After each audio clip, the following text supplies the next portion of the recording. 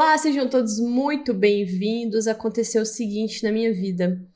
Eu resolvi fazer um simples comentário sobre a baixa qualidade das apostilas de rede fornecidas às crianças que estão em escolas particulares, geralmente escolas particulares muito caras. Fiz esse comentário de forma despretensiosa, achei que isso já era de conhecimento geral de todos, principalmente dentro da nossa bolhazinha aqui de educação. Mas a verdade é que tem uma quantidade razoável de pais que ainda tem aquela concepção ultrapassada, aquela concepção atrasada, que dizia que você colocando o seu filho numa escola particular cara, comprando um material de apoio para ele super caro, pagando tutoria, pagando professores de apoio, professores de não sei o que lá mais das quantas. Fazendo tudo isso, você estaria fornecendo a melhor educação possível para o seu filho. Estamos tentando quebrar um ciclo geracional. Olha só, pegamos um momento de transição. Então, não é fácil compreender este momento de transição e não é fácil buscar alternativas dentro de um momento de transição. A primeira parte, que é estar consciente do problema, que eu achei que a maior parte dos pais estavam, na verdade, ela sequer começou a ser feita, porque, como eu disse mesmo dentro da nossa bolha, uma quantidade absurda de pais ainda não estava consciente do problema, que é a educação formal, pública ou particular no Brasil. Sem a conscientização desse problema, nada pode ser feito. A primeira pergunta que os pais precisam se fazer é: por que o meu filho está na escola? Por que a minha criança ficou 12 anos ou ficará 12 anos dentro do sistema educacional brasileiro? São 12 anos da vida de um ser humano.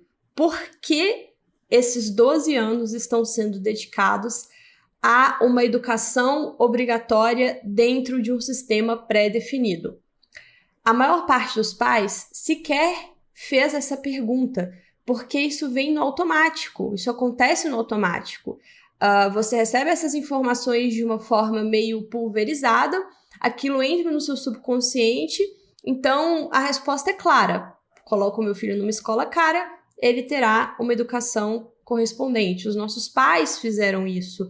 Os pais que não tiveram condição de colocar na melhor escola da cidade, colocaram na melhor escola que estava dentro do orçamento deles, e assim sucessivamente. Eles fizeram isso com a consciência limpa, de que eles estavam fazendo aquilo que é certo, de que eles estavam, de fato, dando a melhor educação possível para os seus filhos. E o resultado somos nós. Eu e você somos a geração de analfabetos funcionais que não conseguem sequer ler um livro escrito na língua portuguesa porque não foram devidamente alfabetizados. Veja bem, a maior humilhação possível é você tentar ler um livro que alguém escreveu, que não foi um deus, não foi um semideus, foi um ser humano como você. Essa pessoa escreveu um livro na sua língua materna e você simplesmente não consegue ler um livro, só para começar a falar dessa brincadeira.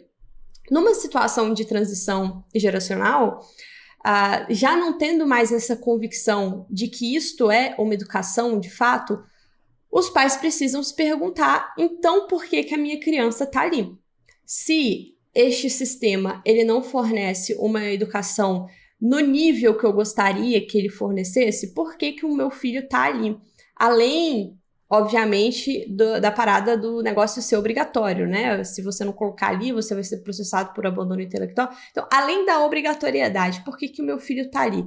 Porque se fosse só por ser obrigatório, você colocava o seu filho na primeira escola pública que aparecesse e vida que segue. Não é isso. Você está pagando caríssimo, uma mensalidade caríssima por mês. Tem um motivo para sua criança estar ali. Qual que é esse motivo? A resposta mais básica e mais direta é: esta criança está nesta escola porque esta criança, no caso, precisa passar no vestibular. Eu coloco os meus filhos nas escolas mais caras porque eu acredito que aquela escola vai fornecer a educação necessária para essa criança passar no vestibular. E se o seu objetivo for fazer o seu filho passar no vestibular, então eu não tenho a menor sombra de dúvidas de que, de fato, esta escola caríssima que você está pagando vai dar conta do serviço. E se ela não der conta do serviço, alguns meses de cursinho ali depois do 3º ano vão sim dar conta do serviço, principalmente se a sua criança for uma criança dedicada. Caso o seu objetivo seja ver o seu filho dentro de uma faculdade de referência, como a USP, como a UFMG, escolha aí a faculdade federal do seu agrado, então esse vídeo não é para você. Você realmente pode fechar esse vídeo aqui, pode continuar, segue a sua vida, fazendo o que você sempre fez, porque realmente essas escolas foram planejadas e projetadas para treinar o seu filho para passar no vestibular.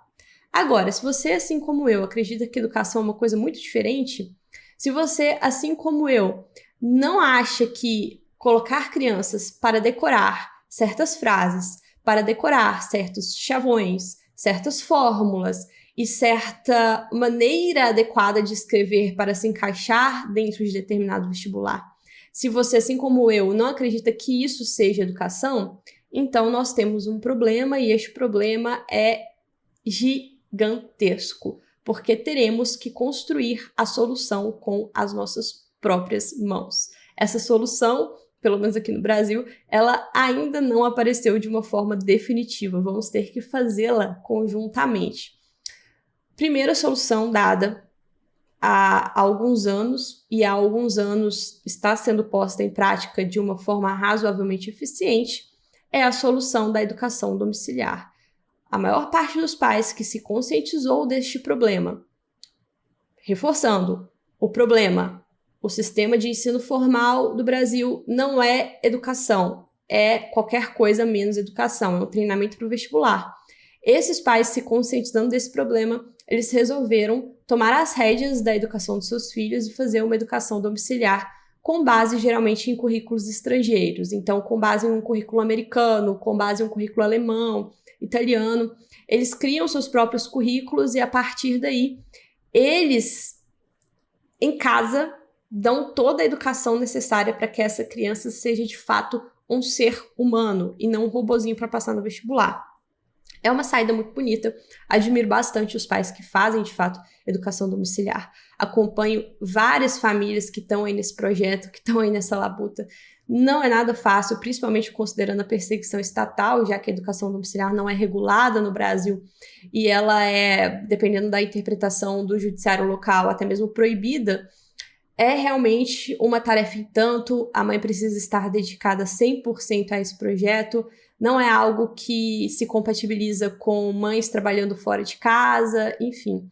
É muito bonito, é extraordinário, mas é restrito a uma parcela pequena da população, uma parcela pequena que tem as condições materiais, culturais, psicológicas de conduzir este processo do início ao fim, tá? Inclusive, várias famílias começam o processo e quando este processo se torna eventualmente mais complexo, elas meio que abrem mão desta educação domiciliar e começam a fazer em paralelo com a educação do governo. Enfim, não tem problema nenhum nisso. Isso só reforça o quão difícil é você fazer essa educação domiciliar. E temos nós, eu e você aqui, provavelmente, que não temos condições de fazer uma educação domiciliar. Seja porque a mãe trabalha, como é o meu caso, seja porque você não tem cultura suficiente para fazer isso, você não tem apoio familiar suficiente para fazer isso, você tem medo de fazer isso, porque você não conhece ainda as crianças que são o produto desta educação domiciliar, você tem medo de uma eventual represália governamental. E aí, o que eu faço? O que nós vamos fazer, né? Qual é a saída que vamos colocar os nossos filhos no sistema obrigatório, no sistema brasileiro, vinculado ao MEC, vinculado à BNCC? O que nós vamos fazer para que os nossos filhos não sejam idiotizados? O que eu preciso fazer para o meu filho terminar esses 12 anos de educação obrigatória, pelo menos lendo, sei lá, os Lusíadas, sem maiores dificuldades? Pelo menos lendo a Divina Comédia, pelo menos lendo a Eneida. Homero, eu nem quero que ele leia a Eneida em latim, eu nem quero que ele leia Homero em grego, eu quero que ele pelo menos consiga ler, sabe? Que tenha a capacidade básica de leitura. Como que o meu filho vai sair desses 12 anos aí de ensino obrigatório entendendo o mínimo sobre história, o mínimo sobre matemática, o mínimo sobre lógica, o mínimo sobre retórica. Por que eu não quero que esta criança saia simplesmente para fazer um vestibular e depois esqueça, depois apague da cabeça dela tudo aquilo que ela passou uma parte relevante da vida dela estudando e fazendo, né? Eu quero que a minha criança ela tenha prazer em estudar certos conteúdos. Eu quero instigar a alma da minha criança para que a alma dela se eleve em direção àquilo que é algo mais bonito do que isso que temos aqui preso dentro dessa caverna, né? Como faremos isso? Como eu disse, ninguém ainda deu uma solução. Ninguém conseguiu dizer, olha, vocês pais que vão fazer esta educação paralela aí, o caminho é esse.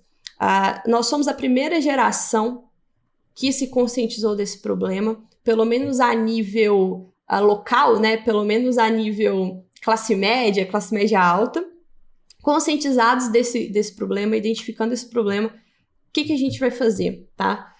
Tomara que a gente faça um trabalho que seja um trabalho tão consistente que os nossos filhos não passem pelas mesmas dificuldades que nós vamos passar aqui. Porque daqui para frente, pelos próximos 10 anos, nós vamos quebrar a cabeça de uma forma que jamais foi quebrada na história do povo brasileiro.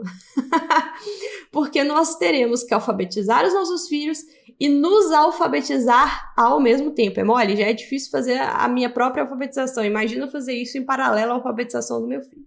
Então, pensando nisso, eu já fiz 2 lives gigantescas aqui no canal, explicando alguns pontos específicos sobre os currículos e as apostilas de rede vinculadas a esses currículos.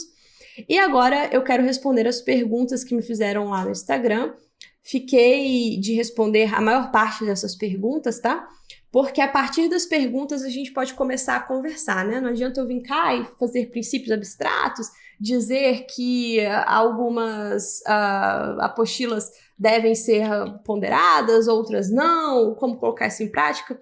É muito mais fácil a gente trabalhar direto com as perguntas, porque aí a pergunta que me fizeram pode ser a sua pergunta, se não for, deixa aqui também, que vamos fazer isso junto. Tudo que a gente fez no canal aqui, desde que eu sou jovem, que eu tô aqui desde que eu sou jovem, a gente fez junto, não é mesmo? A gente caminhou junto, a gente fez junto, a gente entendeu o problema junto, a gente buscou a solução junto, então vamos fazer isso junto? Por mais que você não tenha um filho, vai que um dia você tenha, sabe? Aí você já vai se inteirando aqui das problemáticas, você já vai se inteirando aqui desse universo. E aí, eventualmente, aparece aí um curumim aí pra você, e daí você já sabe, você fala, nossa, caraca, eu acompanhei o canal Olá Bocós num momento de profunda depressão, e agora este acompanhamento aqui me rendeu frutos, eu já sei fazer isso de uma forma muito mais tranquila. Então vamos lá. Pega o seu café, o seu vinho, o seu uísque. Fique bastante à vontade. Bora lá. Eu sempre gosto de lembrar, nesses momentos nos quais eu estou falando de educação, do dia que o meu professor de penal me chamou de burra e eu sequer tinha cultura o suficiente para saber que ele estava me chamando de burra. Vocês já devem ter escutado essa história, eu tô igual aquelas velhas que ficam repetindo as histórias. Mas eu estava ali fazendo a minha faculdade de Direito numa das melhores faculdades do Brasil. Eu, no auge da minha burrice completa, no auge da minha ignorância completa, tinha sobre a minha mesa um livro, eu acho que do George Martin, eu acho que era Guerra dos Tronos. Não sei, qualquer livro de fantasia, qualquer best-seller qualquer estava em cima da minha mesa. Esse professor de penal chegou, olhou este livro em cima da minha mesa e falou, o que é isso? E eu expliquei, né? Um livro de fantasia, dragões e tal, uma coisa parecida. Ele olhou pra mim com uma decepção tão profunda, olhou pra mim e disse assim, olha, na época que eu estudava nesta vetusta faculdade de Direito, os alunos tinham sobre suas mesas Homero. Eu olhei pra ele, eu não sabia o que era. Eu não sabia o que era Homero. Eu olhei pra ele e falei, legal. Massa, tipo, tranquilo. E segui minha vida, né? Olha só. O que o analfabetismo funcional pode fazer com você? Alguém pode te xingar. E você nem perceber que está sendo xingado de burro, porque você é tão burro que você não é capaz de compreender o xingamento, né? Encontrei com esse professor aí uns dias pra trás e falei, professor, obrigada aí pelo xingamento e tudo mais, mas não faz de novo, não. Eu me sinto mal sempre que eu lembro, em retrospectiva, não humilha tanto assim, não. Chama de burro, mas não humilha, sabe? Então vamos lá. Não vou falar, não vou responder nenhuma pergunta sobre educação domiciliar e nem sobre autoeducação. Nosso foco aqui é pais que têm filhos em colégios particulares, via de regra, e estão preocupados com o caminho que a educação dos seus filhos está caminhando aí. Vamos lá.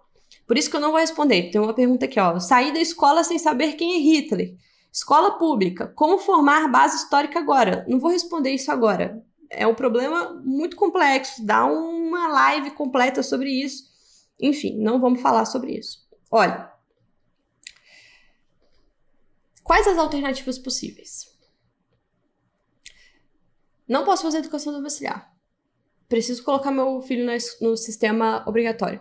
Quais as alternativas possíveis? Primeiro, depende da idade do seu filho. Se o seu filho estiver no ensino básico ali, maternal, tal, prezinho, procure escolas que tenham material próprio. Não procure escolas que tenham material de rede, sabe? Aquelas escolas que fazem propaganda daqueles belíssimos materiais de rede. Porque, principalmente no ensino básico, você vai precisar que o seu filho tenha a consciência de coisas muito simples. Não precisa de muito enfeite, não precisa de muito parangolé. Seu filho precisa ter acesso a coisas muito simples. Ele precisa ter acesso à consciência fonológica na fase de pré-alfabetização e ele precisa ser iniciado na numeracia. Coloque o seu filho na escola de bairro, naquela escola pequenininha, naquela escola que você tenha segurança. Você vai deixar lá, o seu filho não vai ser maltratado e tudo mais. E faça em casa estes trabalhos básicos de conscientização fonológica e de numeracia. Você vai precisar fazer a escola? Não vai fazer isso. Dificilmente uma escola, por mais top das galáxias que ela seja, ela vai fazer isso com seu filho nos primeiros anos, tá?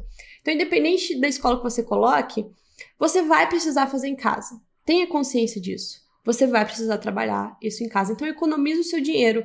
Economize esse dinheiro e o dinheiro que você economizar, você gasta com esses materiais de apoio. Materiais que estão disponíveis na internet a rodo. Várias famílias educadoras já fizeram centenas de materiais. Material de matemática baseado no currículo de Singapura. Material de português baseado no método fonológico. Tem que procurar. De novo, não tem nada pronto. Não tem fórmulazinha mágica. Não tem como magicamente tudo aparecer no seu colo. É um processo. E é um processo de pesquisa. Começa aí esse processo de pesquisa e já entenda o que você vai fazer pro resto da sua vida, tá? Senta no banquinho e chora, depois levanta e começa a fazer esse processo de pesquisa, tá? Não tendo a alternativa de uma escola na sua cidade que não tenha material de rede, a primeira coisa, pelo amor de Deus, que você vai fazer quando você receber o material de rede vai ser abrir este material. Por que eu estou falando isso com uma ênfase muito profunda?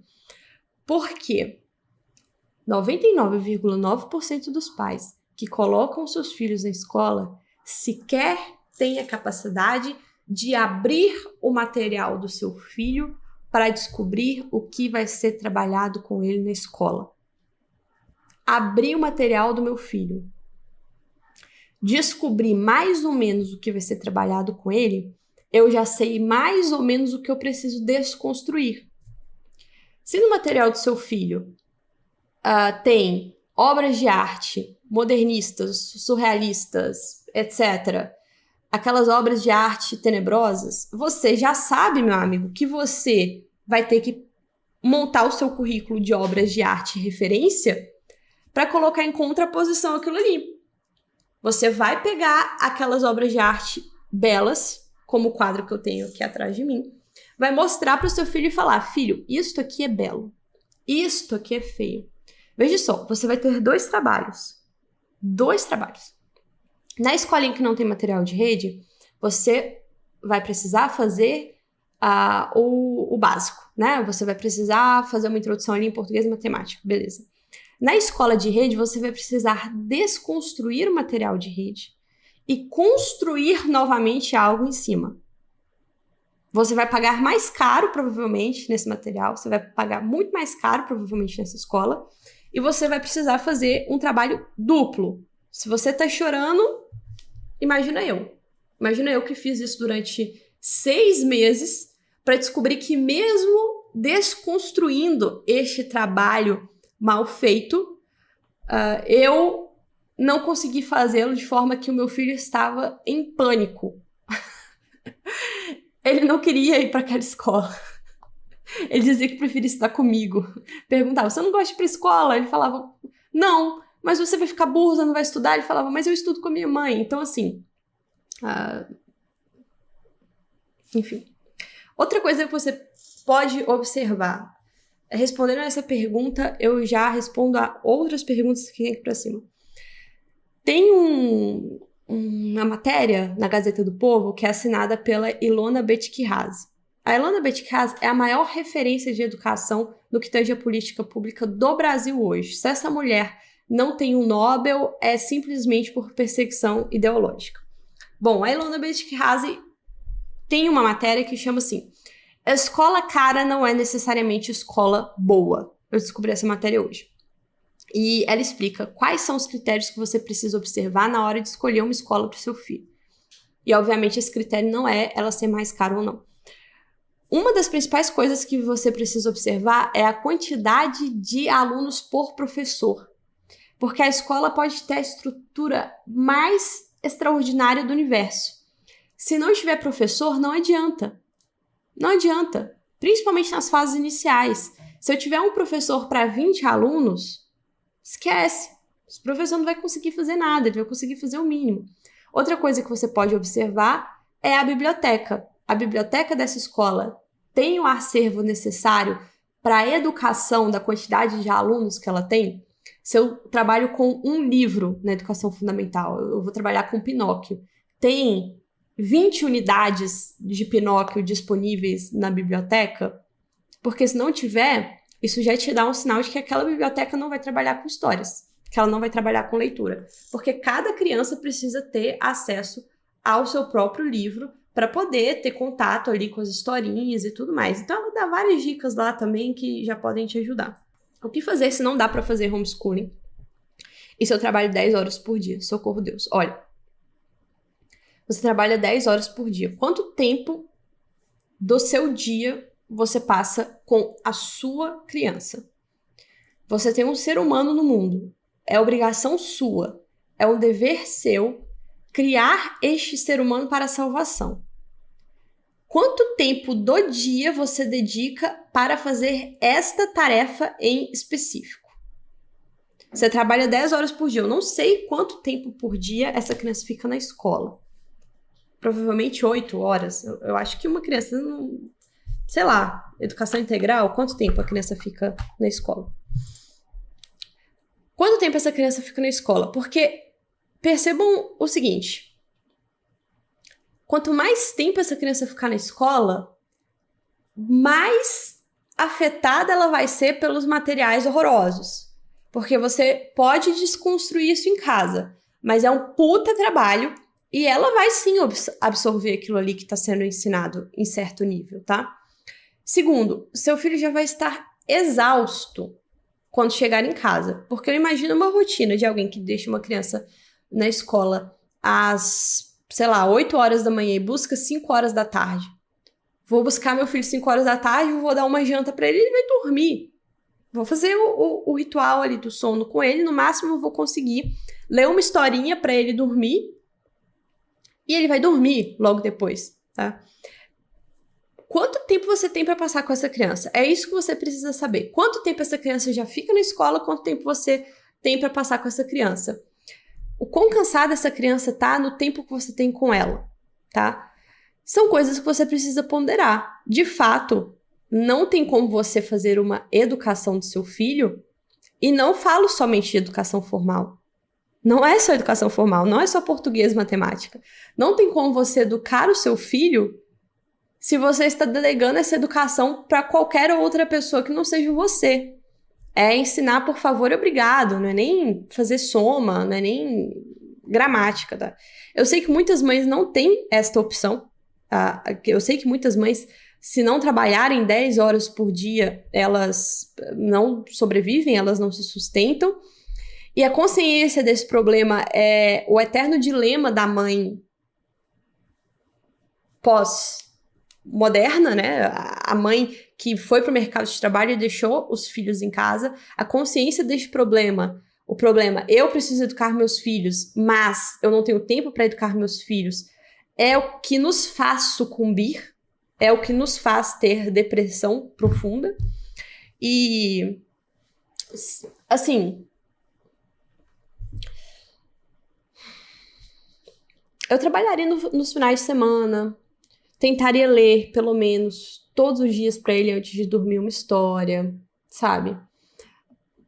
Brincadeiras, focar mais nas brincadeiras e menos na aprendizagem. Depende da idade, né, que seu filho tem. Imagino que seu filho seja pequeno.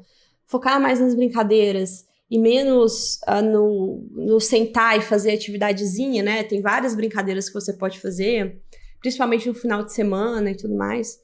Mas, de fato, não dá para fazer muita coisa dentro de uma rotina apertada. E não só no que tange a educação formal, mas a educação de uma forma geral. Qual a diferença essenciais das particulares e das públicas? Porque o nível tá baixo em ambas. Eu vejo muita gente dizendo assim, não, então eu vou tirar meu filho da escola particular e vou colocá-lo na pública, e com o dinheiro da escola particular eu faço o que precisa ser feito. Por favor, não faça isso.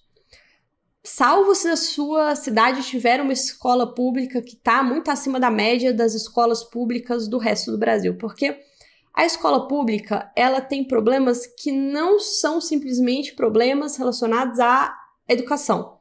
Na escola pública hoje, eu tenho problemas relacionados à violência, a tráfico de drogas dentro da escola, a ausência de disciplina, a ausência de hierarquia completa, professores extremamente cansados, exaustos, sem nenhum incentivo para dar o mínimo do mínimo do mínimo do que seja uma aula. Não faça isso, não tire de uma escola particular e coloque aqui numa escola pública, assim, simplesmente porque você descobriu que a escola particular é ruim. A escola pública é muito pior.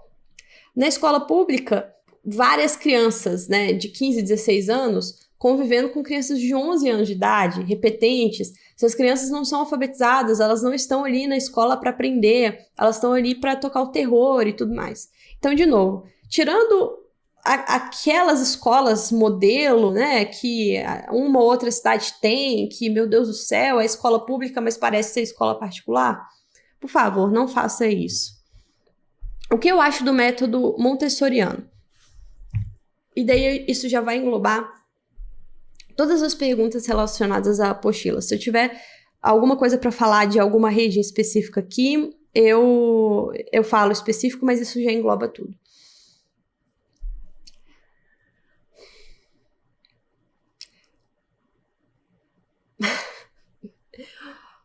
O problema não é ideológico.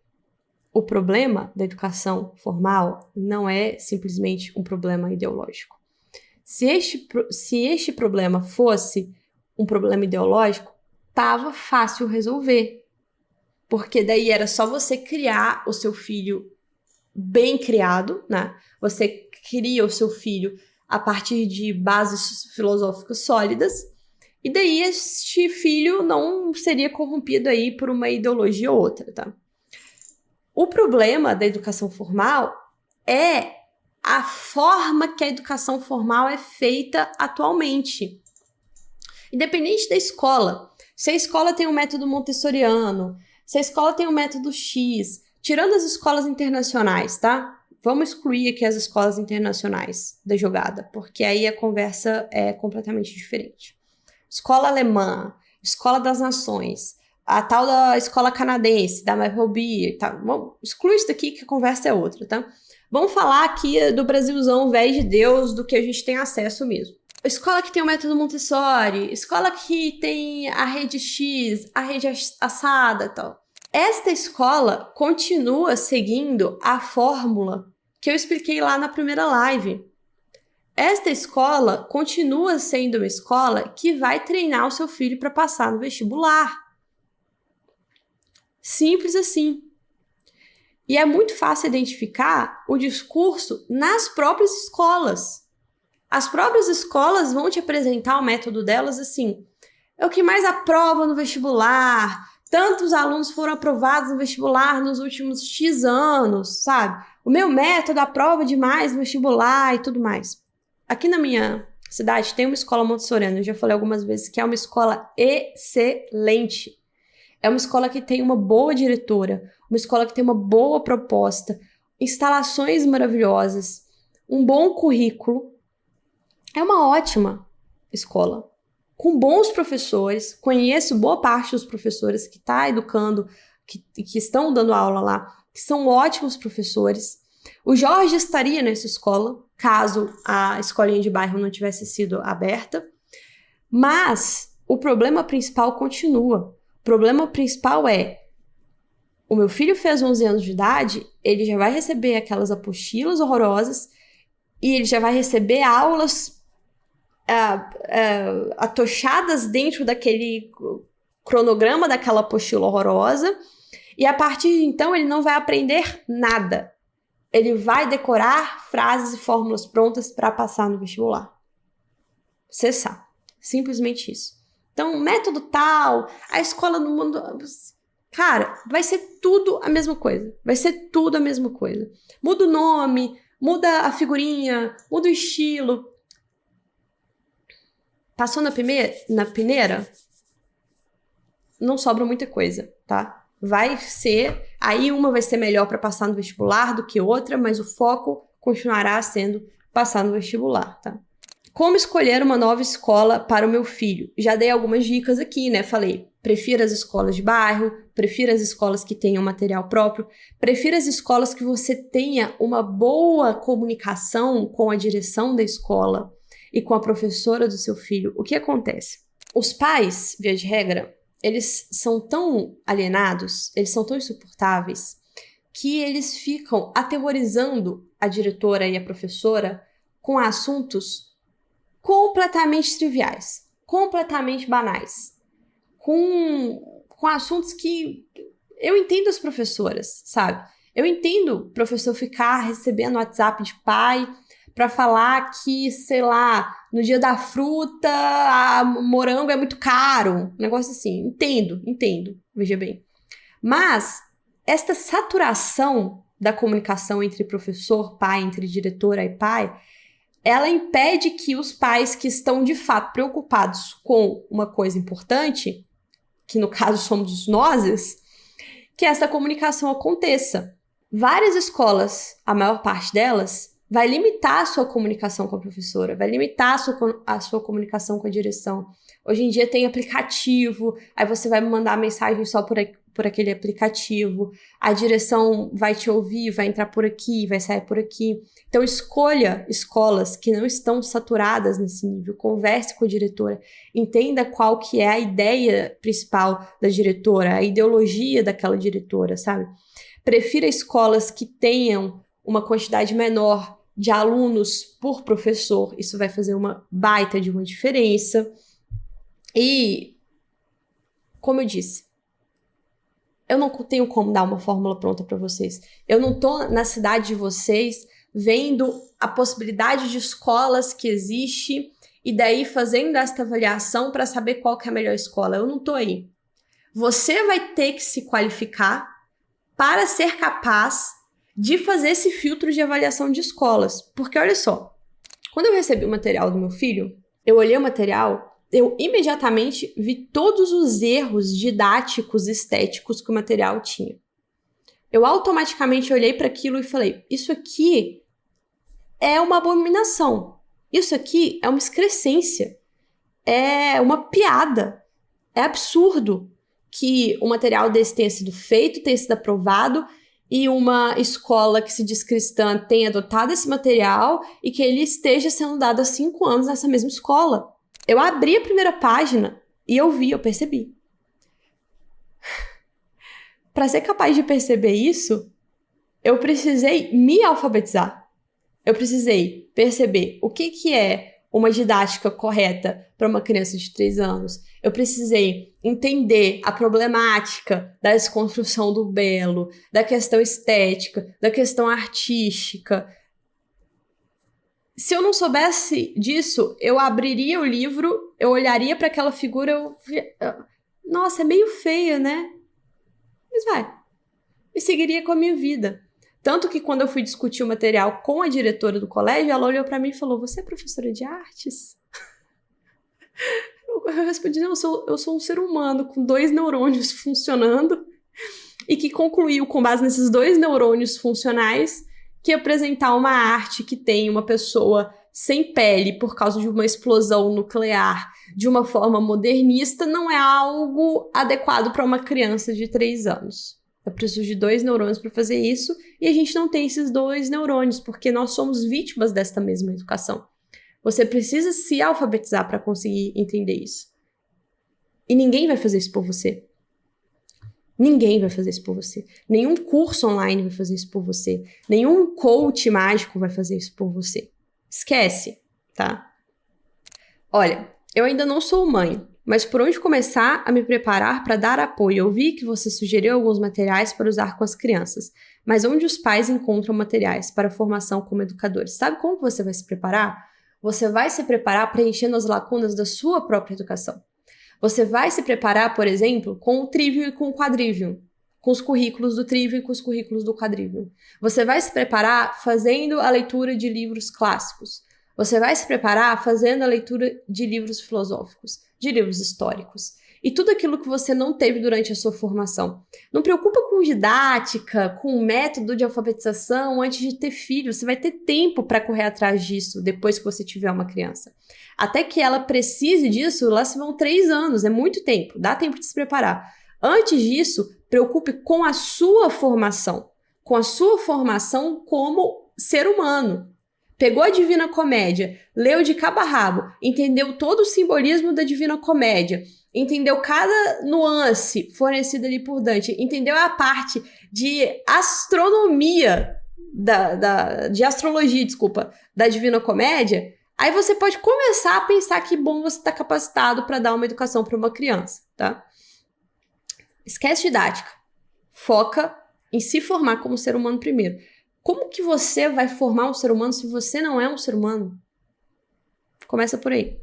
Só dá para rezar que a educação de casa prevaleça, porque nem sempre isso acontece. Na verdade, como garantir que a educação de casa prevaleça? Tem 2 erros conceituais nessa pergunta. 2 erros ou um erro, não sei, vamos descobrir. Só dá para rezar para que a educação de casa prevaleça. Aqui você está falando de educação que não é educação formal.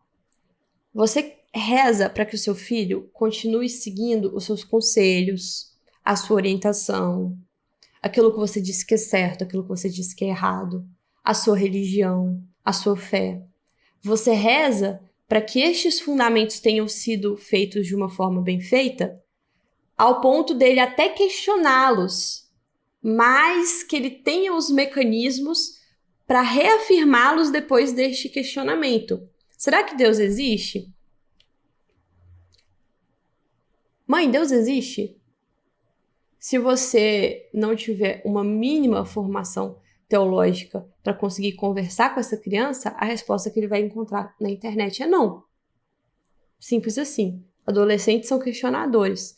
Eles são desafiadores. Eles estão prontos a desafiar qualquer autoridade. Se a sua autoridade não estiver bem fundamentada de forma racional, desculpa, mas ela vai ser desafiada e provavelmente ele vai divergir. Talvez lá na frente ele encontre aí o caminho de novo, como nós encontramos. Mas aí, de novo, é só rezar para que ele encontre o caminho novamente.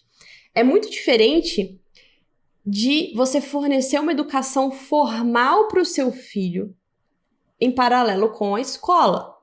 Aí você não tem que rezar coisíssima nenhuma. Você fornecer uma educação formal de qualidade para o seu filho, não tem que rezar. Ele vai ter essa educação formal. A parte ideológica, que nem eu disse, é um apêndice, é uma coisa que dá para resolver, é fácil de resolver. O que não dá para resolver é uma criança que não consegue ler os Lusíadas. Eu tô focando só na parte de português porque eu sou extremamente analfabeta em matemática. Eu estou aprendendo matemática junto com meu filho, tá? Por isso que as minhas explicações são sempre relacionadas a português, história, geografia no máximo, a parte de humanidades. O resto, meu Deus do céu, eu tenho até dor de cabeça. De imaginar que eu vou precisar pegar aquele currículo de Singapura de matemática e fazer junto com a minha criança. Oh, Deus! Manda um bom tutor de matemática aqui pra casa. Manda um contato. Eu não vou ter a capacidade psicológica de fazer isso. Em pensar que já pensei em colocar meu filho numa escola com um material de rede. Aí que eu não vou ficar falando os nomes para não correr o risco de processo. O status da escola com material de rede é uma coisa impressionante, né? De novo, é um vício geracional, assim. Porque os nossos pais entraram nessa onda. E daí a gente quase entrou nessa onda. Quer dizer, muita gente da nossa geração entrou nessa onda, mas falando assim de nós, a gente quase entrou nessa onda de que o material de rede, ele é bonito, ele é caro, e ele é o que qualifica o seu filho para passar no vestibular, e passar no vestibular é a razão da existência de todo ser humano. Todos nós quase caímos aí nessa cilada, né? Tem gente perguntando sobre as escolas bilíngues, né? A escola lá do ursinho, principalmente, que tá na moda. Eu não falo dessas escolas bilíngues porque elas têm um currículo diferente, tá? A escola internacional, ela tem um currículo que vem lá do país desta escola. Então, a Maplebee, eu não ia falar o nome, mas a escola do ursinho, ela tem um currículo lá do Canadá. A outra escola vai ter o currículo alemão. A outra escola vai ter o currículo inglês. E aí já é tudo muito diferente. E eu, particularmente, não sei como eles fazem para harmonizar isso com a BNCC, porque tem que estar harmonizado. Deve ser só formal. Deve estar só lá na carta.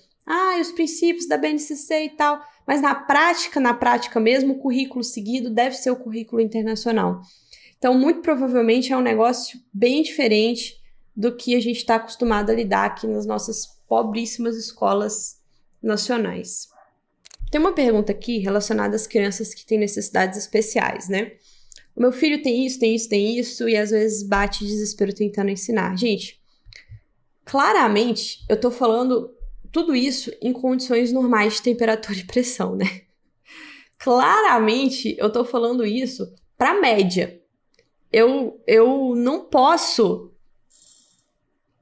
traçar aqui uma proposta de trabalho, né, de ensino, pensando nos outliers, na verdade. Daquelas crianças que têm necessidades especiais. Porque isso, cada pai sabe o desafio que é. E sabe o fardo, né, que é imposto, que tá ali nas suas costas. Se esse fardo, ele é aliviado em uma escola que tem todo o suporte psicológico possível, aí eu venho e digo, não, o seu filho não pode estar nesse colégio, tire-o daí agora, tire o seu filho desta escola de rede horrorosa. Não, né, gente, por favor. Às vezes eu acho que essas nuances ficam subentendidas, mas é sempre bom reforçar. Onde posso aprender mais para ensinar em casa? Tem curso para pais? Gente, vocês adoram um curso. Galera que ama um curso. Vou fazer um curso. R$2.000. Vender esse curso para vocês. Anota aí, estagiário. Vou fazer um curso. Tire os seus filhos da escola de rede. O que fazer para tirar os seus filhos da escola de rede agora? Não tem curso, gente. Não tem curso. Se alguém falar que tá vendendo um curso para você, você tá mentindo. Não tem como. Não existe. Se tiver um curso, tá errado. Não tem um curso que você possa fazer. Você precisa sair da sua inércia. E daí, se você não saiu por você, que pelo menos você saia pelo seu filho. A vida inteira você se contentou com a sua mediocridade. Dislexia, não sei falar as palavras. A vida inteira você se contentou com o mínimo. Você se contentou com assistir Big Brother Brasil, com assistir novela da Globo, com ir trabalhar, chegar, você senta a sua bunda, vai assistir Netflix, comendo chocolate. Vai pra academia, pra Smart Fit, malha os músculos, depois vai pegar 3 ônibus ou o seu carro importado, vai trabalhar e volta nessa sua rotina e você se contentou com isso. Agora você tem um filho. E aí você descobriu que você não vai conseguir delegar isso para outra pessoa. Você pode, mas você vai estar sendo um bosta, um pai muito ruim. E a consciência desse problema vai te infernizar. Você vai amaldiçoar o dia que você conheceu o meu canal e adquiriu a consciência desse problema. Você queria ter vivido a sua vida muito feliz, achando que a escola caríssima que você pagou para o seu filho estava resolvendo o problema. Se não por você, pelo seu filho. Onde que você vai aprender mais para ensinar em casa? Em todos os lugares. No mundo. Não tem curso. Meu filho tem 3 anos de idade. O que ele precisa saber com 3 anos de idade? Não sei. Eu não sabia. Eu não sabia. O que uma criança de 3 anos precisa saber? Não sabia. Podia muito bem ter socado ele ali naquela escola de rede e vida que segue. Sabe? Chegou o boletim do meu filho de 3 anos dessa escola de rede dizendo que tava tudo perfeito. Tava lá. Ótimo, ótimo, ótimo, ótimo. A criança é referência. Não tinha nada ótimo. Não tinha nada bom. Nada estava bom. Não tinha, do ponto de vista educacional, do ponto de vista emocional, do ponto de vista de alma, não tinha nada bom. O boletim dele viu, olha, o Jorge é uma criança incrível. Eu tive que descobrir. Cara, o que uma criança de 3 anos precisa saber? Pera, esse pai aqui fala uma coisa. Essa escola aqui fala outra. Pera, tem esse instituto aqui que fala outra coisa. Olha, essa mãe fez, eu acho que funcionou. Deixa eu ver o que ela fez. Olha, essa outra mãe indicou este outro material. Achei legal. Entro nas comunidades, descubro, investigo, pesquiso, estudo. O que meu filho de 4 anos precisa saber? Cara, ele precisa saber isso. Então eu vou atrás, eu corro atrás. Isso eu não sei. Puta que me pariu, eu não sei isso. Ah, vamos ter que dar um jeito, né? Vamos achar alguém que sabe, vamos pegar um material. Será que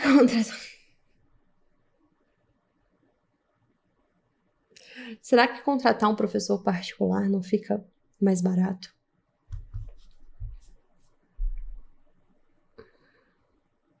I believe I can fly. I believe I can touch the sky. Sobre os professores particulares, olha só. Se professor particular resolvesse alguma coisa, não tinha criança analfabeta do Brasil. Pelo menos não tinha criança analfabeta na escola particular. Porque sempre que a criança tem alguma dificuldade em uma escola particular, a primeira coisa que os pais fazem é contratar um professor particular. Resolve alguma coisa? Resolve bosta. Porque, via de regra, esse professor vai ser tão analfabeto quanto essa criança ou quanto o professor que tentou ensiná-lo lá junto da turma, tá? As famílias ricas do passado, elas tinham professores particulares, mas eles não eram os professores particulares que você consegue contratar aí sendo classe média alta. Eles eram tutores. Qual que é a diferença de um professor particular para um tutor? O tutor não é burro. O tutor, ele é formado a partir de um currículo de uma escola clássica. O tutor, ele conhece tudo de filosofia. Ele não conhece tudo de filosofia porque ele leu o resumo da apostila do MEC. Ele conhece tudo de filosofia porque ele estuda filosofia a vida inteira. Só por isso. Ele conhece inúmeros livros de literatura clássica porque ele estudou literatura clássica a vida inteira. E por aí vai com relação às outras matérias, sabe?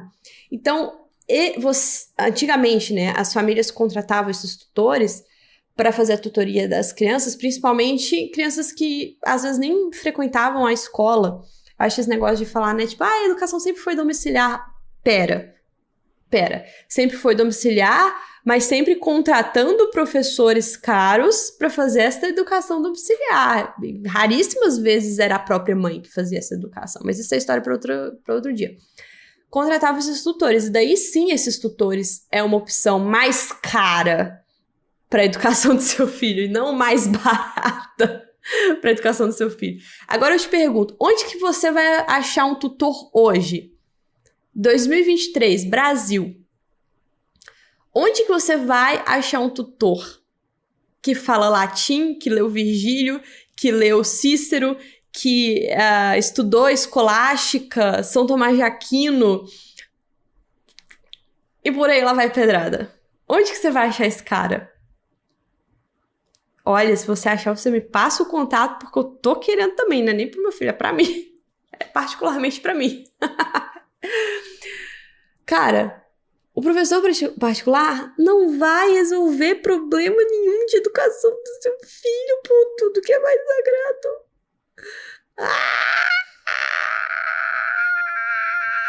O problema é muito mais global. É muito pior do que você acha. O problema é uma educação que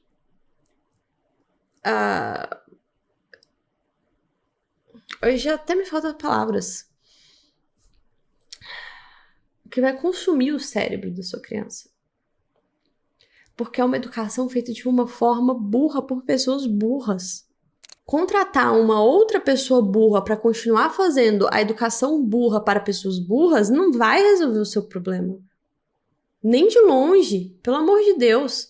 Talvez em algumas matérias pontuais, tipo matemática, que é uma coisa bem simples e direta. A criança está com dificuldade em resolver frações, aí contrata o professor de matemática para ensinar frações para a criança. Salvo matérias muito pontuais, assim, olha, tá, o seu filho vai pegar recuperação, chama um professor particular, vai lá treinar o seu filho para passar na prova, para ele não ficar de recuperação, vai chamar outro professor para treinar a criança para passar em prova de novo e segue o ciclo, entendeu? Se vocês estão falando de professor particular, é desesperador, porque aí tomara que você não tenha visto nenhuma live, porque viu as lives e ainda tá falando de professor particular. Minha filha já está no 2º ano do ensino médio. O estrago já foi feito. Não há mais nada a fazer? Não há mais nada a fazer. Desculpa. Desculpa a honestidade. Não há mais nada a fazer. Não é culpa sua. Que nem eu disse. Adquirir a consciência desse problema não é nada fácil. Estamos fazendo aos poucos. É uma transição de gerações. Não é culpa sua, você fez o melhor que você pôde. Disseram pra você que o caminho era aquele, e você fez o melhor que você pôde dentro daquele caminho. Agora sua filha tá no 2º ano do ensino médio, e vem alguém na internet falar assim, porra, não era esse caminho, entendeu? Tipo, fudeu. Não tem mais o que fazer. Agora sua filha já tem condições de ela se educar a partir de então. Agora sua filha já tem condições dela assistir as minhas lives e perceber que eu e ela estamos na mesma situação e que aí eu e ela precisamos fazer alguma coisa com relação à nossa situação. Já não tá mais nas suas mãos, já não é mais competência sua. Talvez a competência sua seja indicar o caminho. Tipo, olha, filha, tal, rolou isso. Foi mal, mas fiz o que eu pude. Talvez a gente consiga consertar daqui pra frente, mas aí já cabe a ela. Já não é mais você como mãe. É você como amiga, é você como conselheira, não você como mãe. O sentimento generalizado, né? Não é nenhuma pergunta, é sentir que descobri tarde que preciso me educar para depois educar. Tamo tudo junto aqui, é nóis. Crianças que não estão diretamente sob sua responsabilidade, mas mesmo assim vocês se preocupam com essas crianças. Se for não diretamente sob sua responsabilidade, mas for um irmão mais novo, aí você pode assumir um papel que seria um papel de um pai e uma mãe e começar a tentar mudar a vida do seu irmão mais novo, com a autoridade do irmão mais velho. Se for uma criança tipo sobrinho, não, cara, não. Cada um com seus problemas, tá? Manda a live pra mãe do sobrinho, tenta conscientizar os pais do sobrinho, do problema, do primo, do que quer que seja, mas não é sua responsabilidade resolver o problema da educação formal de uma criança que não tá sob sua responsabilidade. E ao tentar fazer isso, você vai trazer problemas pra você. Problemas graves pra você. Você indicaria o caso de escola que exige menos e os pais educarem mais em casa? No sentido de exigir menos, uma menor carga horária, sim. Mas exigir menos no sentido de os professores são piores, a escola é pior e tudo mais? Provavelmente não. Porque as duas situações são ruins, entendeu? Por que você vai piorar mais o que já é ruim? Veja bem. Só se a sua questão for questão de valor de mensalidade. A escola boa, o valor de mensalidade é 8 zilhões. E a escola ruim é 300 reais. Aí sim, daí você vai pegar esses 8 zilhões e vai investir tudo no seu filho ali de uma forma paralela. Mas, de novo, tudo precisa ser ponderado em loco, caso a caso. Preciso conferir ali cada escola, o que é uma escola melhor, o que é uma escola pior. E só você, como pai, vai ter condição para fazer isso. Como colocar na balança boa educação versus passar no vestibular? Qual o cenário ideal para buscar? Essa, para mim, é uma não pergunta. No seguinte sentido, a educação de verdade que você vai fornecer para o seu filho vai capacitá-lo para passar nessas provas imbecis do vestibular. É impressionante, porque quanto mais profunda e verdadeira a educação, mais fácil fica fazer essas provinhas aí cheias de decoreba. Esse é o primeiro ponto. Segundo ponto.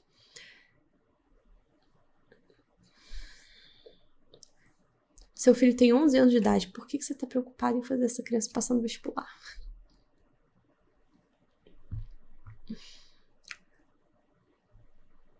Eu quero que meu filho... Eu acho super legal isso que você está falando, Débora. Acho muito bacana, realmente, educação de verdade, mas eu ainda quero que meu filho passe no vestibular. Não sou um ser humano tão desconstruído quanto você a ponto de pensar, tipo, passou, não, tanto faz, quero que passe no vestibular.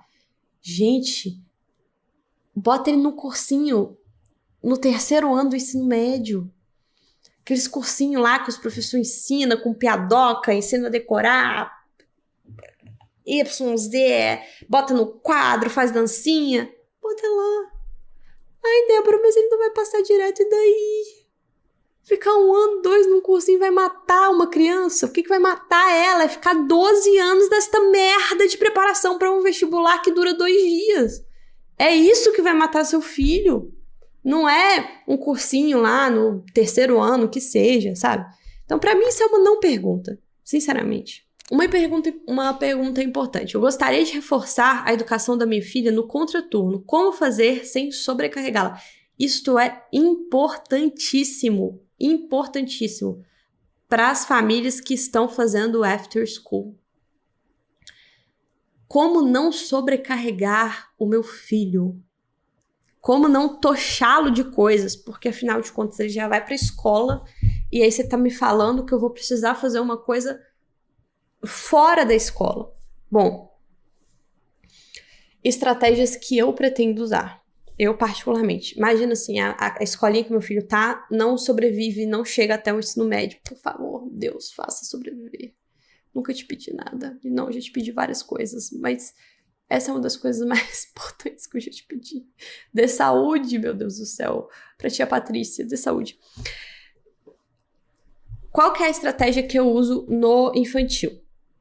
Na idade do Jorge, a estratégia que eu usava. Focar mais em atividades que são mais próximas do lúdico, né? Eu não sentava com ele na mesinha e falava, vamos fazer atividade X agora, coitado. Ele já ia pra escola, já ia fazer isso e tudo mais. Eu focava na leitura que a gente fazia todos os dias à noite, antes de dormir, numa leitura que a gente fazia ali durante o dia, uma leitura bem leve, descontraída, fazendo caras e bocas, onomatopeias e tudo mais, teatro, fazer teatro de fantoches, brincadeiras que estavam dentro do cronograma ali da conscientização fonológica, tá? Matemática, a mesma coisa, tudo bem abstrato, bem lúdico e tudo mais. Porque eu realmente tenho dó, ele só tem 3 anos. E caso ele continuasse nessa escolinha aí de rede, o que eu tentaria fazer é abordar os assuntos de uma forma macro. Então, digamos assim, ele está estudando, sei lá, a Idade Média ali na escola. E aí a professora gastou 50 minutos da aula para fazer ele estudar a Idade Média. Eu pegaria esta referência curricular e expandiria em muito tempo. Então, assim, o primeiro assunto ali daquela professora foi Idade Média. A gente ficaria estudando a Idade Média por 6 meses, sabe? Bem devagar, bem tranquilo, sem nenhuma pretensão. Por quê? A gente sabe que a escola já está sobrecarregando a criança com aquela quantidade de conteúdos. Se você começar a tochar conteúdo naquela criança em casa, você só vai criar uma criança neurótica e paranoica, né? Infelizmente, a educação de verdade, ela precisará acompanhar a educação de mentira. Colégio militar. Obviamente que colégio militar, dentro das opções de escola pública, é indiscutível. Você quer colocar o seu filho numa escola pública e tem um colégio militar ali, indiscutível a qualidade e excelência dos colégios militares com relação às escolas públicas normais, principalmente no que tange a disciplina, a autoridade, a organização e tudo mais. Mas, gente, é a mesma coisa. O colégio militar também vai fazer robozinhos para passar no vestibular, tá? Tem raras exceções, por exemplo, a EPICAR, há muitos anos atrás, tem muito tempo que eu não vejo, era uma opção um pouco diferente. Não era um colégio focado em passar no vestibular, era um colégio focado em passar no negócio lá da Força Aérea. Por ser um colégio focado para passar lá no negócio da Força Aérea, era um pouco melhor do que os colégios tradicionais, né? No sentido da preocupação da educação ser uma educação de verdade na AFA. Uma educação ser uma educação de verdade, não uma educação ali, robozinho, Enem. Então, não sei como tá hoje. Mas os colégios militares estaduais e federais também, de forma geral, Tiradentes aqui em Minas Gerais, ou o Colégio Militar de Belo Horizonte, a mesma coisa. Qualidade um pouco acima, muito acima, na verdade, das escolas públicas, mas o engessamento é o mesmo. Como consertar a educação do filho que já está no ensino médio? Não vai consertar. Seu filho já está no ensino médio, bota na conta do Papa, já foi. A sua única chance de uma criança no ensino médio é você conscientizá-la de que ela pode, ela por si só, agora, ir atrás da educação de verdade. Você pode fornecer a luz, você pode fornecer o caminho, mas quem trilhará o caminho é a criança, o adolescente, o adulto, né? Ensino médio, quase adulto aqui. Várias perguntas relacionadas ao sistema tal, o sistema Y, o sistema fulano. Primeiro, eu não tenho acesso a todas as apostilas de todos os sistemas, né? Eu mostrei as apostilas que eu tive acesso. Segundo, você tem que ser capaz de julgar a apostila do seu filho. Se você não é capaz de julgar a apostila do seu filho, então você não será capaz de educá-lo de uma forma integral. É o primeiro ponto. Se você não é capaz de pegar uma apostila ali e identificar que tem alguma coisa errada com aquela apostila, então esquece. Como é que você vai educar uma criança se você não consegue enxergar um problema óbvio em uma apostila de rede? Esquece. Aí vai fazer a unha, vai pintar o cabelo, vai assistir novela. Ninguém vai pegar a apostila do seu filho aqui pra você e falar, olha, veja só, mãe, tem esses problemas. Na verdade, tem muita gente fazendo isso na internet, né? Manda assim pra pessoa, tem algum problema o desenho tal? Tem algum problema o livro tal? Minha filha, se você não sabe se tem ou não problema, esquece. Não vai adiantar nada. Ele vai consumir outra coisa, ele vai fazer outra coisa que vai estar cheio de problema, porque você não tem a capacidade intelectual pra identificar se tem problema ou não. É o primeiro ponto. Ah, eu não consigo identificar. Então, você vai adquirir cultura e conhecimento necessário para identificar o problema. Depois você volta aqui. Depois a gente vai falar de educação fora do currículo oficial. Aí sim, tá? Agora, com relação a um sistema específico, que ele é presbiteriano, eu acho. Que é um sistema muito famoso aí. Eu pesquisei, né, porque ele era o mais, assim, o mais comentado, o que mais me perguntaram foi sobre esse sistema aí, que supostamente é muito bom, né, que é acima da média. Fui pesquisar, eu achei duas coisas, eu achei um perfil de homeschooling vendendo este material, e daí para você comprar esse material, você precisa entrar na comunidade daquele perfil. Aí, pra você entrar na comunidade daquele perfil, é R$1.800. Isso eu acho que há 4 anos atrás, que é o vídeo. Pra então você poder comprar o material. Eu já fiquei assim. Difícil, complicado. A justificativa é que não, que esse material não pode ser vendido sem um acompanhamento pedagógico. Mentira, tem no Mercado Livre. Segundo, na apresentação do material, o pai, né, que no caso faz a educação domiciliar com esse material, estava falando sobre a importância de você ter um material confiável, uma apostila confiável, que seja um guia para você, uma apostila impressa, e que esses materiais fornecidos pelas famílias educadoras são bons, mas nem sempre eles têm uma continuidade, nem sempre eles têm uma qualidade, uma qualidade visual, e crianças de 5, 6 anos precisam ter algo que seja visualmente atrativo e tudo mais. Eu já fiquei, E depois ele vai mostrar a apostila. Vai mostrar a apostila e ele só fala o quão bonita é a apostila. E daí ele mostra a apostila que eu tenho mais vontade de ver, que é a apostila de História e Geografia. Ele fala, olha o tanto que essa apostila é bonita. Nossa, o papel, parece aqueles booktubers fazendo resenha de livro que eles não leram. Aí eles ficam assim, gente, Poética do Aristóteles. Olha que livro bonito. Tem até grego aqui do lado, olha, grego. Olha, tem orelha. Olha, outra orelha. Passa a mão. Olha, alto relevo. Nossa, que livro bonito. A gente tem que ler, tá? Tem que ler isso aqui. Mesma coisa. Ficou falando tanto que a apostila é bonita. Eu fiquei, gente... Eu não quero saber se a apostila é bonita. Eu quero saber se ele tem o material mínimo de História e de Geografia que me dê um embasamento suficiente para eu conseguir estudar esse assunto de forma global com meu filho. Se é bonito ou não, jogo no Google, sabe? Tablet, tem imagem a rodo, enciclopédia de atlas, de imagem de não sei o que lá, o cacete a rodo. E logo em seguida ele fala o óbvio, né? Que daí eu fiquei, entendi. Ele, olha, a educação domiciliar não é regulamentada no Brasil, então se você tiver problema com a justiça, você vai precisar ter alguma coisa provando que você está dentro da BNCC. E essas apostilas estão dentro da BNCC.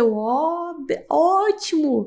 Escolha educação domiciliar para sair dessa desgraça da BNCC. Aí, por que diabos que eu vou pegar uma bosta de uma apostila, que eu não sei se é bosta que eu não vi, uma apostila bonita que tá de acordo com a BNCC para dar pro meu filho, meu Deus do céu. Não faz o menor sentido essa argumentação. Então, não dá para saber o que tem nessa apostila. Mas dá... E aí tem algumas aulas disponíveis aí numa escola que segue essa rede e postou algumas aulas durante a pandemia. Eu assisti as aulas de história. Gente, é a mesma coisa. É a mesma coisa que eu tô falando aqui pra vocês. A mulher tá falando de Idade Média, ela fala que a Idade Média tá na apostila das páginas 30 a 36. Das páginas 30 a 36. 6 páginas da apostila pra falar de Idade Média. No 8º ano, um negócio assim, os meninos de 12, 13 anos. 6 páginas da apostila. Ela dá uma aula lá de 15 minutos, que não tem nada de errado na aula, mas, de novo, é só decoreba pro vestibular. A queda do Império Romano, o que aconteceu? Isso, aquelas coisas super jogadas que você e eu aprendemos na escola. Gente, eu e você aprendemos desse jeito. Funcionou? Não funcionou. Olha pra você e olha pra mim. O que você sabe de Império Romano? O que você sabe de Idade Média? Você não sabe nada. Você sabe que existiu, que tá lá em um dia, existiu vassalos, impostos sobre a terra, igreja católica. Você sabe que isso existiu. Tá lá a mesma aula, do mesmo jeito que nós estamos acostumados a ver. Uma aula que é igual uma aula de cursinho.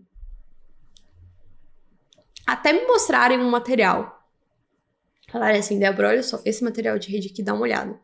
E este material ser um material que de fato está buscando uma educação e não uma decoração para o vestibular, eu vou continuar mandando vocês fugirem dos materiais que estão ali na escola de rede. Até agora, não me mostraram nenhum. Para onde transferiram? Ensino médio é osso, não transfere. Que nem eu falei, ensino médio, vai com Deus. Como escolher bem a escola de bairro? Já dei algumas dicas, né? Várias dicas, na verdade. Quantidade de alunos por professor, segurança dessa escola de bairro, comunicação entre a diretoria e a professora. Essa escola te dá uma abertura para você fazer uma comunicação direta com os profissionais que estão responsáveis pelo seu filho. Uma carga horária mais baixa, não é uma escola que o seu filho fica 8 horas ali, ele fica só meio tempo para você conseguir trabalhar e depois você pode trabalhar com o seu filho em casa. Então, são todos fatores extremamente relevantes. Fora a questão ideológica, né? Essa escola está preocupada com esta questão ideológica, porque senão você vai ter, sim, professores lá com crianças de 4 anos de idade falando aquelas coisas que vocês sabem que geralmente essas crianças recebem. Como compensar o ensino viciado com alternativas? É com material? É com aulas suplementares? É com professor particular? Você vai compensar este ensino viciado do seu filho dando o ensino de verdade para ele. O que é um ensino de verdade? É um ensino que está preocupado com todas as áreas de formação da sua criança precisam estar englobadas para que essa criança se torne um ser humano de verdade e não um robô para passar no vestibular.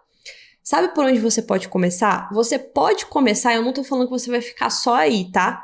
Porque não dá para ficar só aí. Você pode começar a sua pesquisa sobre o trivium e o quadrivium, que é a forma de educação clássica. Hoje, ainda bem, que já tem vários materiais na internet explicando o que é o trivium, explicando o que é o quadrivium, explicando como funciona, e vários materiais que te fornecem um substrato relacionado ao trivium e relacionado ao quadrivium. Depois disso, você vai entrar numa espécie de buraco negro da educação e cada vez você vai receber mais referências do que é uma educação de fato, do que é uma educação de verdade. Cada vez mais você vai perceber que você não recebeu essa educação e você começa a acumular materiais que te dão a oportunidade de apresentar para o seu filho uma proposta diferente daquele negócio lá apostilado e resumido e, enfim, eu já até cansei de falar. Cidade com 100 mil habitantes, onde não há opções. Há só uma escola católica, entre muitas aspas. O que fazer? Se só tem uma opção, só tem essa escola particular, obviamente o seu filho vai estar dentro desta escola. Obviamente não tem o que fazer.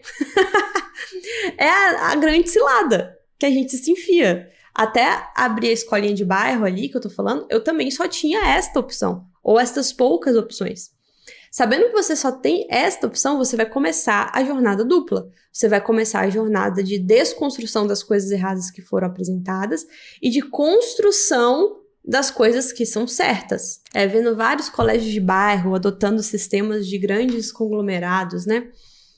É complicado. Eu expliquei também na última live por que é mais fácil adotar esses sistemas do que ter material próprio. É mais barato, é mais fácil. Várias perguntas referentes a se existe uma opção realmente boa, né? Tem uma escola que é boa? Qual que é a escola boa, então? Onde encontrar a próxima escola que seja uma escola adequada? Como que eu vou saber se uma escola é uma escola boa ou não? Repetindo, além daquelas referências objetivas que eu apresentei, as referências subjetivas dependem do quanto você conhece o que é uma educação de fato, né? Para escolher essa escola, você vai precisar identificar o problema e imaginar ali quais as consequências desse problema. E ninguém vai fazer isso por você. Não vai ser um youtuber, não vai ser um instagrammer, não vai ser um cara vendendo curso para você que vai ser capaz de fazer isso. Ó, olha que importante. Eu tirei meus filhos da escola pública no início de agosto. Violências, negligências. Cogitamos uma escola privada, mas também soubemos de problemas nessa escola privada. Por exemplo, um professor doutrinando acerca do Che Guevara. Quando o pai mostrou para o filho toda a verdade, ela não quis deixar o aluno apresentar o trabalho e se demitiu. Cogitamos uma escola mais distante, de bairro, mas pública também, integral, até que o marido topou com o motorista do ônibus escolar bebendo no posto em meio ao expediente. Chamamos a polícia, óbvio. Eu preciso optar pela escola domiciliar. Se os filhos são meus, pela educação domiciliar, se os filhos são meus, a responsabilidade é minha. E eles são meus tesouros nessa terra. Eu não posso negligenciar tudo que eles viveram, tantas agressões, negligências e tantos riscos à própria integridade física e moral. E a gota d'água envolveu o risco de vida. Cara, é isso. Você tem uma mãe, ela viu que a escola pública não dava. Ela viu que as escolas particulares, de onde ela tá, não dava. Falou, cara, o filho é minha responsabilidade. Sou eu que tenho que resolver isso. Então eu vou, bater no peito e vou resolver essa parada, entende? Muito fácil ficar lamentando, eu não consigo, eu não dou conta. O filho é seu, não é meu, entende? Quem vai sofrer é seu filho, não é meu filho. Então você pode achar todas as desculpas e as lamentações possíveis pra você não se educar e pra você não educar seu filho, mano. Galera, é isso. Obrigada, viu? Obrigada pela audiência aí. Até a próxima.